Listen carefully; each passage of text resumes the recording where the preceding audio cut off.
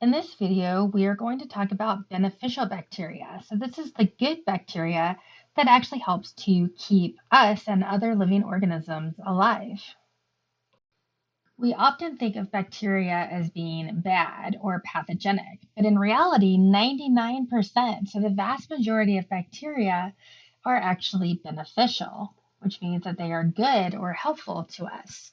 And some examples of ways that bacteria are beneficial is that they contribute to the carbon and nitrogen cycles, which we will talk about in their own video. They also make up the microbiome. They help with biotechnology.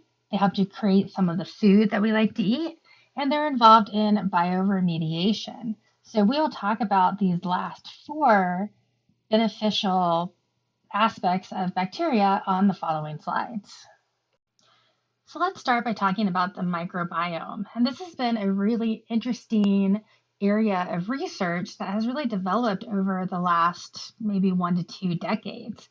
So the microbiome is just the bacteria and other microbes, such as maybe some fungi, that live on other organisms. And generally, this microbiome has a beneficial aspect to it.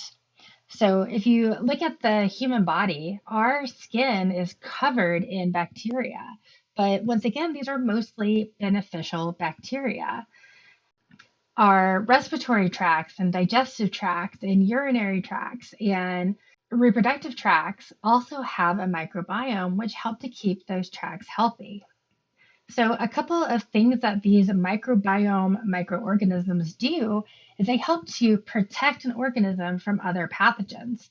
So essentially the good bacteria can help to fight off the bad bacteria. And they can do this in a number of ways. One is that the good bacteria might use up the resources that the pathogenic bacteria would need in order to survive. They can also change the environment to make it less conducive to other bacteria. And by changing the environment, they might make it more acidic or more basic, or just somehow change it that makes it so that other types of microbes are not able to survive. For example, the vagina has its own microbiome, and the bacteria that live in the vagina produce an acidic environment, and it helps to keep the area from potentially detrimental microbes. And one side effect of taking antibiotics is that antibiotics can kill off bad bacteria, but they can also kill off good bacteria. And it's possible that if the good bacteria in the vagina is killed off, it can lead to yeast infections because now you have a fungus, a pathogenic fungus that can move into the area and no longer be killed off by the acidic environment since the bacteria are not there.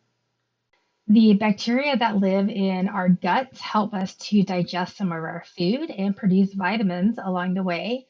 The gas that comes out as a fart is actually produced by bacteria in the gut doing what they're supposed to be doing to help us break down some carbohydrates and produce vitamins in the process. Now, as I mentioned, this is a really interesting area of research that is now happening, especially in humans, because they are finding that the makeup of the microbiome may be related to things such as weight, mental health, and how well the immune system is able to function. So they're finding that people that are skinnier versus people that are heavier, they have different makeups to their microbiomes. And they're studying the cause and effect relationship. So is it that a certain diet produces a certain microbiome, or is it that a certain microbiome produces an individual that is more likely to hold on to weight in a certain way? They've also linked the microbiome to things like depression and anxiety. And then, of course, the immune system, as we mentioned, these beneficial microbes can help to fight off the potentially pathogenic ones. And all these examples that I'm putting on here are mostly related to humans.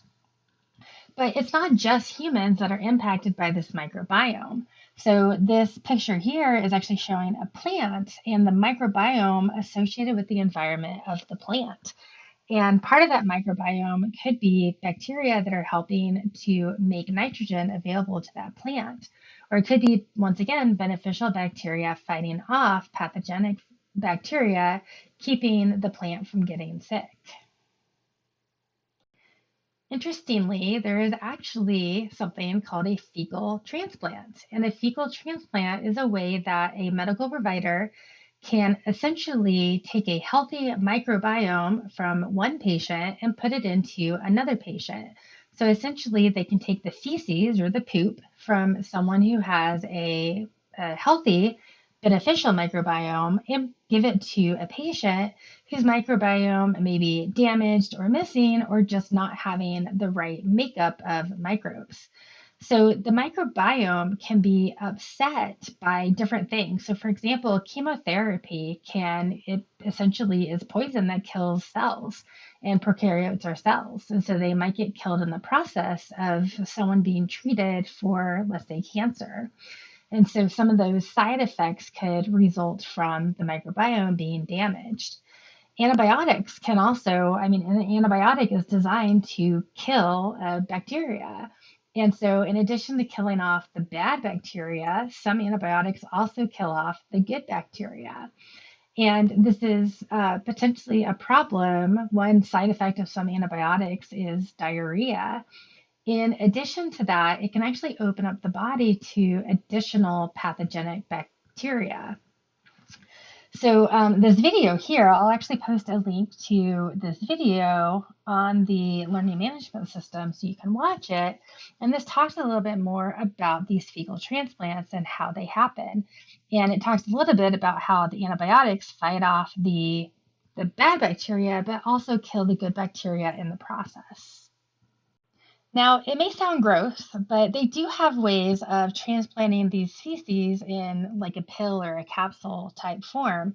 And imagine if you are really sick. So let's say that you've had chemotherapy and now your body has this other, kind of pathogenic bacteria in it that's making you really sick and potentially kill you, then it might not be such a bad idea to consider a fecal transplant if it can make you feel better and potentially even just keep you alive.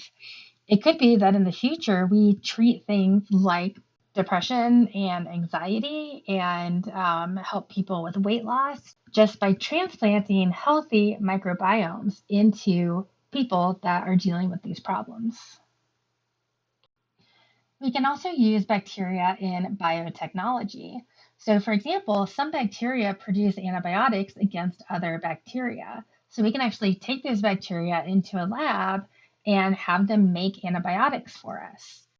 There are also genetically modified bacteria that have been modified to make different drugs that we need. So, for example, most of the insulin on the market is actually made by a genetically modified bacterium. And essentially, what happens is that the genome of the bacterium has been altered, and the gene for how to make insulin, which is a hormone, it's a protein hormone, and that gene is inserted into the bacterial genome, and then that bacteria just starts making insulin. And then we can extract that insulin and use it for people who have diabetes. We can also use bacteria and especially plasmids in order to make other genetically modified food or products or animals. So bacteria have a lot of, we'll say, flexibility when it comes to moving DNA around. We can also insert genes from bacteria into other organisms, let's say, for example, a plant, and perhaps we insert a gene from a bacterium that gives the plant protection from something. So maybe it makes the plant less likely to freeze during cold periods, so it becomes more frost resistant. Or perhaps the inserted bacterial gene makes the plant produce something that keeps pests from eating it, so we don't have to worry about using pesticides. Bacteria is also used to make a lot of the stuff that we enjoy eating and drinking. So just some examples of bacteria that are used in food are to make things like cheese, bread, kombucha, alcohol, yogurt. We could go on and talk about things like sauerkraut and just other things that are kind of fermented. And lastly, we can talk about beneficial bacteria involved in bioremediation. And what happens is that there are some bacteria that have the ability to break down toxic substances into non toxic byproducts. And so this has been used to help to clean up agricultural contaminants. So this could include things like pesticides or fertilizer that have maybe made their way into an aquatic environment, toxic metals, and things like oil spills. So this is an example of an oil spill, and there are some bacteria that they can actually release into the environment that is able to break down that oil into its smaller components and essentially neutralize it so it is no longer dangerous.